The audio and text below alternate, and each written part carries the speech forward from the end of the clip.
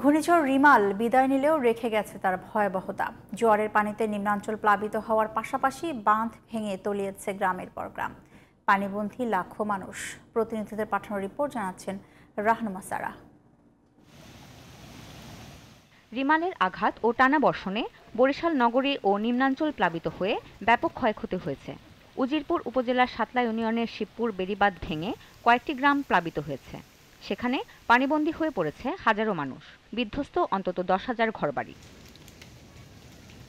পটুয়াখালী জেলা প্রশাসনের প্রাথমিক তথ্য মতে জেলায় 9,105টি পুকুর, 765টি মৎস্যঘের এবং 120টি কাঁকড়াঘের প্লাবিত হয়েছে। সব মিলিয়ে জেলায় ক্ষয়ক্ষতির পরিমাণ 28 কোটি 69 লাখ টাকা বলে জানিয়েছেন জেলা ত্রাণ কর্মকর্তা। রাইতে আমাদের মানুষজন টাইনে বাইকে নিয়ে পরিশুদ্ধ রাখছে, তারপর পুকুর টুকুর বইরা কি অবস্থা দেখেন। ঘর ধরে এখন তো আমরা কিচ্ছু বাই করতে পারিনি।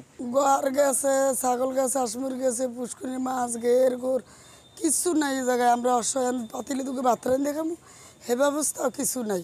বহির্নোঙরে পাঠানো 16টি জাহাজের মধ্যে 11টি জাহাজ চট্টগ্রাম বন্দর জেটিতে ভিড়েছে।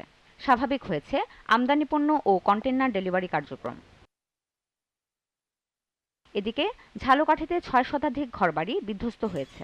ক্ষতিগ্রস্ত হয়েছে 6,190 হেক্টর জমির ফসল। তলিয়ে গেছে 2,070টি পুকুর এবং 159টি মাছের ঘের। নোয়াখালীর উপকূলীয় এলাকাগুলোতে বিদ্যুৎ সংযোগ এখন পর্যন্ত বিচ্ছিন্ন রয়েছে।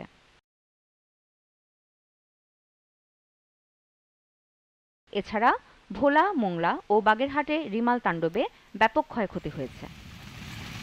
রাহনুমা সারা, জিটিভি নিউজ।